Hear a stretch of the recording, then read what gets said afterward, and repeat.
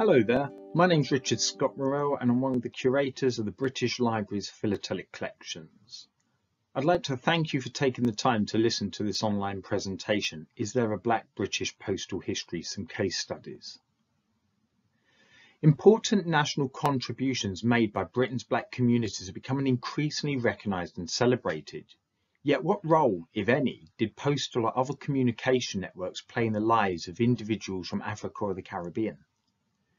In a subject and hobby widely misperceived to be pale, male and frail, does postal history have the potential to make significant and original contributions to the study of black history? This presentation will attempt a tentative answer to such questions by discussing a range of separate case studies taken from various archival collections within the British Library and elsewhere.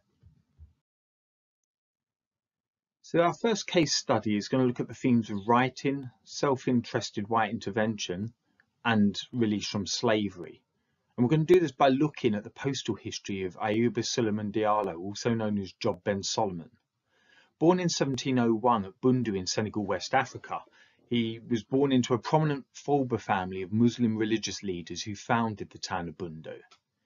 In 1730, he travelled with his interpreter towards the Gambia River to trade in slaves and paper. However, on his return trip, they were both captured by invading Mandingos and sold to factors of the English Royal Africa Company. Diallo was shipped across the Atlantic to Annapolis within the British colony of Maryland and sold to one Mr. Tolsey from Kent Island. Initially put to work in the tobacco fields, Diallo was found unsuitable for such work and instead placed in charge of cattle. And during his captivity, he would regularly go into the nearby woods to pray. However, after being humiliated by a child, Diallo absconded and was captured and imprisoned in Kent County Courthouse. It was here that he came to the attention of the Reverend Thomas Blewett, a lawyer and member of the Anglican Society for the Propagation of the Gospel. Learning that Diallo could write Arabic, Blewett made inquiries via an interpreter into Diallo's background. His owner was then encouraged to allow Diallo to write a letter in Arabic to Africa for his father. This letter was shipped across to England for conveyance on to Africa, and in England the letter came to the attention of James Oglethorpe, founder of the colony of Georgia and a director of the Royal African Company, which then held the monopoly on English trade in West Africa. After the letter was authenticated by John Gagnier, the Laudian Chair of Arabic at Oxford, Oglethorpe purchased Diallo for £45 and had him shipped across to England. Housed in the British Library's manuscript collections, this is the actual letter which secured Diallo's freedom from enslavement. As you can see, the names and address of the recipient are written both in English and French, illuminating the Anglo-French colonial rivalry occurring in the region at the time. The letter's content, written in Arabic, informs all the Muslims of Bundu that he is alive and urges his family and the authorities to forbid his wives from remarrying. Diallo arrived in London by April 1733, whilst negotiations and preparations were underway to secure his freedom and passage back to West Africa. During this time, he was able to fraternise with London's social elite, including members of the royal family, the nobility, such as Sir John Montagu, 2nd Duke of Montagu of the First Creation, and of course the great collector Sir Hans Sloane, whose collections went on to form the foundation of the British Library, the British Museum and other institutions in the UK.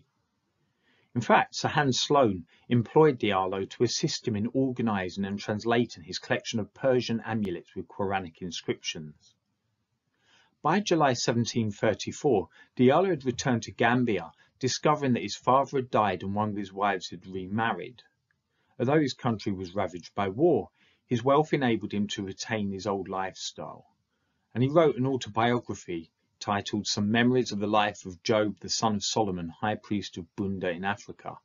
This book was published into English and French and is actually one of the earliest published slave narratives.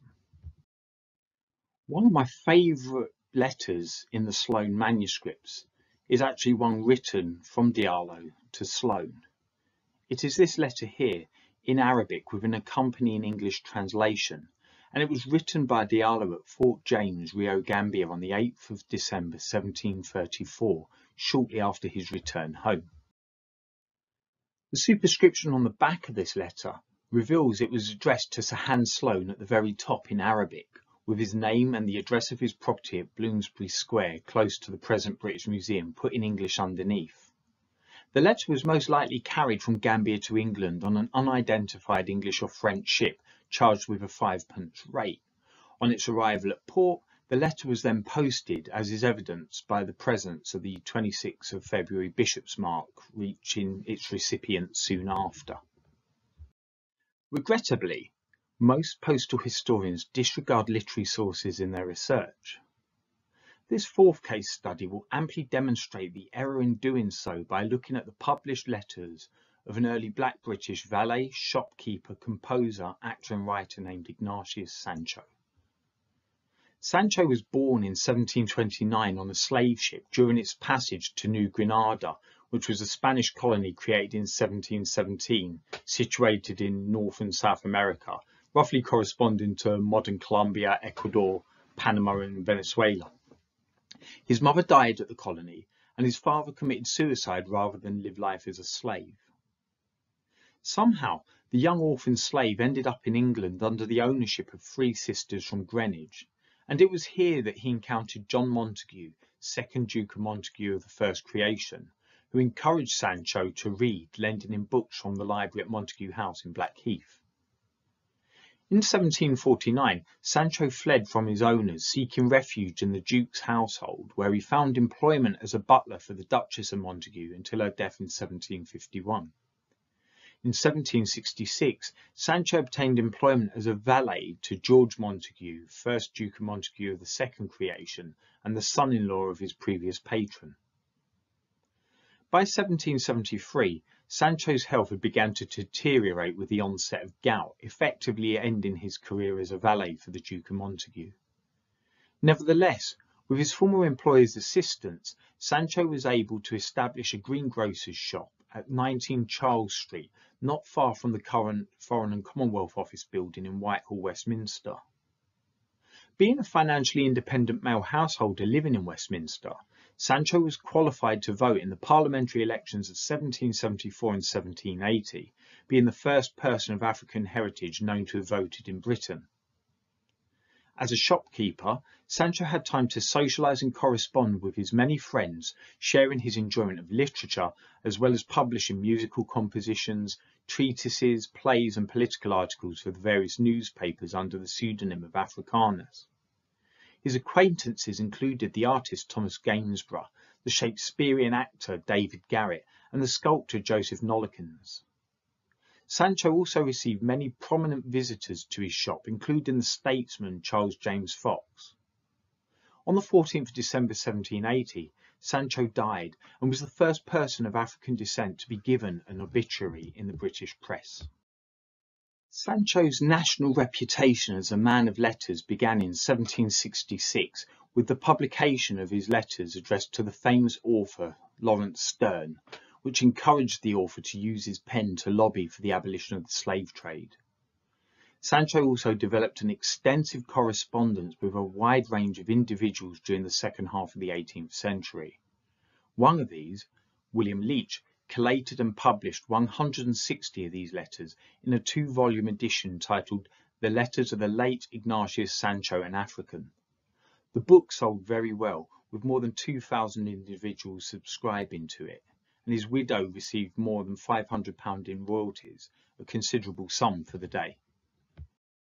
This published correspondence contains a wealth of references to postal rates, post offices and the conveyance of mail.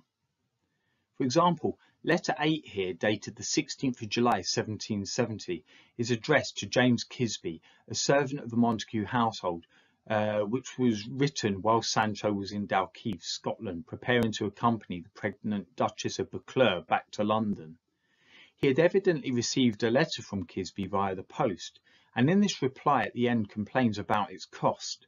"Your confounded epistle cost me 7 pence deuce take you. Why did you not enclose it?" Letters and references within Sancho's correspondence also demonstrates that during the second half of the 18th century there existed a small black British community communicating with one another via the post. One notable example is an individual named Julius Sobiese. An African brought to England from St Kitts at the age of 10, Soubise became a favourite of Catherine Hyde, Duchess of Queensberry, who subsidised his extravagant lifestyle. A notable womaniser, in 1777 he fled to India after raping one of the Duchess's maids. A fop, Soubise was actually characterised in a range of racially stereotyped satirical prints and works of the time, and Sancho, who knew him, wrote to him or about him on numerous occasions, urging him to reform his character without success.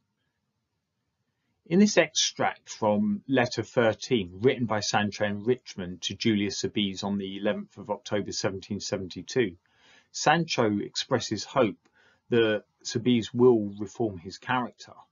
Nevertheless, Sancho makes it clear he has no intention of paying to learn the outcome of him turning over a new leaf. And in this letter, Sancho complains to Soubise, "I shall be ever happy in your correspondence, but at the same time I cannot afford to pay 5 pence for the honour of your letters. 5 pence is the 12th part of 5 shillings, the 48th part of a pound. It would keep my girls in potatoes 2 days. The time may come when it may be necessary for you to study calculations. In the meantime, if you cannot get a franc, direct to me under cover to His Grace the Duke of Montague." Letter 43, written by Ignatius Sancho to one of his closest friends, the abolitionist, India Board official and artist John Mayhew, states that he had received a letter from Soubise at St Helena, but most likely Portsmouth, which he had enclosed and forwarded within a letter of his own addressed to Soubise's family at Petersham in Richmond. The published correspondence also demonstrates that Sancho was sending and receiving international mail from the Caribbean, the East Indies and elsewhere. Letter 1, written by Sancho in 1778, is addressed to his friend's son, Jack Wingrave, who was residing as a factor in India at the time. Likewise, Letter 13, written by Sancho in Charles Street on the 29th of November 1778, is addressed to Julius Soubise, who was residing in India, in Madras at this time, having fled Britain due to his sexual misconduct. Finally, the published letters also reveal that Sancho wished to establish a post office in his shop. Letter 51, written by Sancho to the Secretary of the Post Office, Daniel Braithwaite, on the 17th of December 1779, submits an application to, and I quote, "have a general post office settled on this house." Sadly, in letter 56, written by Sancho addressed to Braithwaite again on the 30th of December 1779, it becomes apparent that this application was refused. It is highly likely that these original letters lie undiscovered within the post office archives housed at the National Archives in Kew or the Postal Museum archive. If they do, then the manuscripts remain incredibly important, and I'd actually hoped to set out to find them before the onset of the pandemic earlier this year. The discovery of this application by Sancho to establish a post office would be important, not only because it would probably be the earliest application made by a black man to run a post office in the UK, but just more generally because the original manuscripts of Sancho's letters, very few of them survive. Unfortunately, those that do are housed at the British Library, and they're all addressed to the printer, journalist and bookseller William Stevenson in Norwich and his father, the Reverend Seth Ellis Stevenson. And although some were sent by private conveyance, one does bear postal markings. This letter here from Ignatius Sancho to William Stevenson is dated the 16th of November 1799, and within it he informs his friends that "I should have enclosed a paper, but 'twill cost the devil and all. I mean the receipts for Monsieur Alden and Dunstan's." The reverse of this particular letter is addressed W.M. Stevenson, Esquire, at Mr. Green's bookseller, etc., in Bury St. Edmunds, Suffolk, and carries a 16/NO bishop's mark, indicated it was posted and delivered by the post office. So Sancho was also a dedicated husband and father. In 1760 he married a West Indian woman named Anne Osborne, and the couple went on to have 7 children: Frances Joanna, Anne Alice, Elizabeth Bruce, Jonathan William, Lydia, Catherine, Margaret, and finally William Leach Osborne. Recognising the value of literacy, he taught his children to read and write, thereby revealing Sancho to be an attentive father. For our third case study, we have some letters from his daughter Elizabeth Bruce, particularly early examples of a black British woman using the postal service. The following letter here was written by Elizabeth Sancho on the 26th of May 1818 and is addressed to her late father's friend William Stevenson and directed to his address at Surrey Street in Norwich, the postal markings indicating it was sent via the post. Here is another letter written by Elizabeth Sancho. Once again, it's addressed to William Stevenson at his address in Surrey Street, Norwich, and dated the 29th of February 1820. The rates and postal markings on the delivery instructions indicate it was sent via the post again. For the fourth case study, we're going to stick again with the family of Ignatius Sancho. The following letter here is actually written by his son William Leach Osborne, who was imprisoned for debt at Newgate. On the 14th of February 1809, he wrote this letter from prison, addressed to William Stevenson, bookseller, Norwich. Sadly, without money, delivery via the post was not an option, and the lack of postal markings on the manuscript indicate it must have been sent from London to Norwich by some form of private conveyance. The following case study will focus on the postal history of Sancho's contemporary, Alauda Equiano, also known as Gustavus Vasa. Born in the Igbo region of present-day southeastern Nigeria, Equiano was enslaved as a child and taken to the British West Indies, where he was sold as a slave to a captain in the Royal Navy, who in turn sold him on to a Quaker trader. Through intelligent trading and careful savings, Equiano was able to purchase his freedom in 1766. Residing in London, Equiano joined the abolitionist group Sons of Africa, comprising of Africans living in Britain. He was active among leaders of the anti-slave trade movement in the 1780s and published his autobiography here, The Interesting Narrative of the Life of Alauda Equiano, in 1789, depicting the horrors of slavery. The book was a bestseller, going through 9 separate editions, and also helped gain passage of the British Slave Trade Act of 1807, abolishing the African slave trade. Once again, few of Equiano's original manuscript letters survive. Nevertheless, there is one housed in the Archives and Manuscript section at the Wellcome Collection. It was written by Alauda Equiano in Colchester on the 20th of June 1794 and is addressed to a Mr. or Mrs. Leversky, linen drapers in Ipswich. The letter details his recent trip to London to see whether the King's messengers were seeking him out, and reports on the continuing sale of his slave narrative.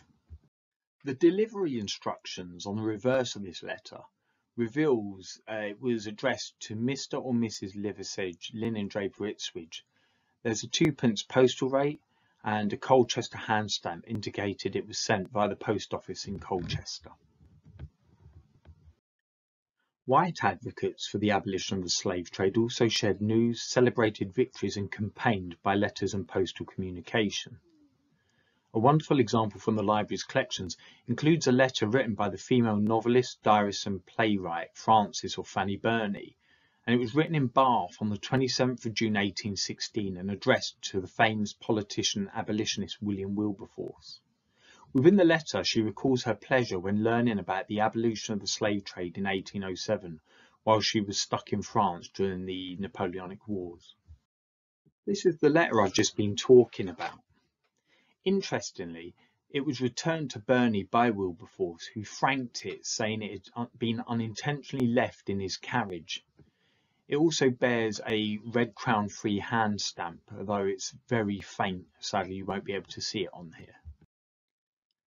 The following case study reveals how the Postal Service quite literally helped an individual escape from slavery, enabling him to become a refugee in Britain in the 19th century. Henry Box Brown was a Virginian slave who escaped to freedom at the age of 33 by arranging to have himself mailed in a wooden crate in 1849 to abolitionists in Philadelphia, Pennsylvania.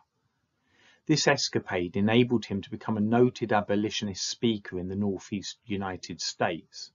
Yet as a public figure and fugitive slave, Brown felt extremely endangered by passage of the Fugitive Slave Law of 1850. He consequently fled to the United Kingdom, where he resided for the next 25 years, touring with an anti-slavery panorama and becoming a magician and showman. Shortly after arriving in England, the narrative of his life, depicting his audacious escape, was published in Manchester.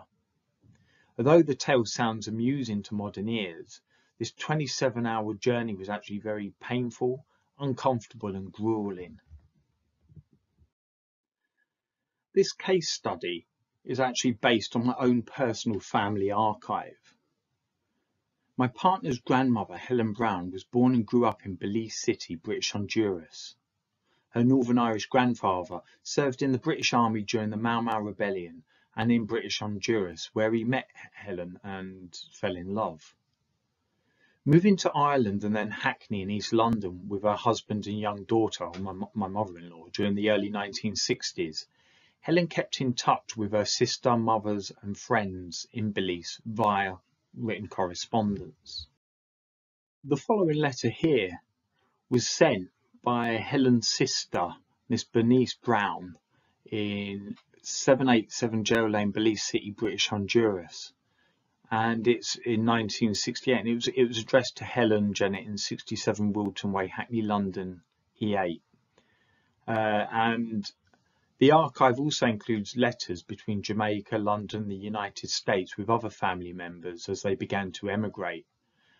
I've selected this from my own archive because I feel it shows how until the 1990s, postal communication was a major way communities kept in touch with their families and friends overseas, enabling them to retain their own identity and culture thousands of miles away from home. I also selected it to highlight that in Britain there are millions of families which will possess such Black British historical material, and much of it will be lost to posterity unless cultural institutions like the British Library take action to engage and help preserve this material now. Doing so is going to be key in ensuring our institutions remain relevant to our ever-evolving national communities. I'd now like to look at some royal correspondence. There's been a lot written about the creation and exchange of royal correspondence between European monarchs and even between Britain and Asian rulers. In fact, I myself have published several pieces on this. By contrast, correspondence with Black rulers is pretty much a completely neglected field of study in postal history. And for my final case study, I'd like to kind of touch on this tentatively by looking at the postal history of King Henry Christophe of Haiti. Within the British Library's manuscript collections, there are several volumes of correspondence written by the King of Haiti to the prominent abolitionist Thomas Clarkson in London. The following letter here was written by Henry Christophe on the 20th of November 1819 and addressed to Thomas Clarkson in London. And it's written in French upon headed paper carrying the royal armorial bearings of Haiti. And it's one of many detailing the political and diplomatic history of this important Black Caribbean government. The letter is accompanied with its original envelope here, which was addressed to Thomas Clarkson in London and sealed. And it indicates that the letter was delivered personally since it bears no postal markings. And this is very much in keeping with the kind of conveyance of mail between European rulers in kind of Britain and Asia. Although I have several more case studies to hand, I think I've done enough here to demonstrate my point. So to conclude then, I think we can firmly state that there is indeed a Black British postal history. that it cuts across a range of traditional and novel source materials and covers a diverse range of themes, issues and subjects. One hopes this talk will ignite further discussion, debate and research on the theme, as well as thinking more about the challenges in identifying this material and what to do with it.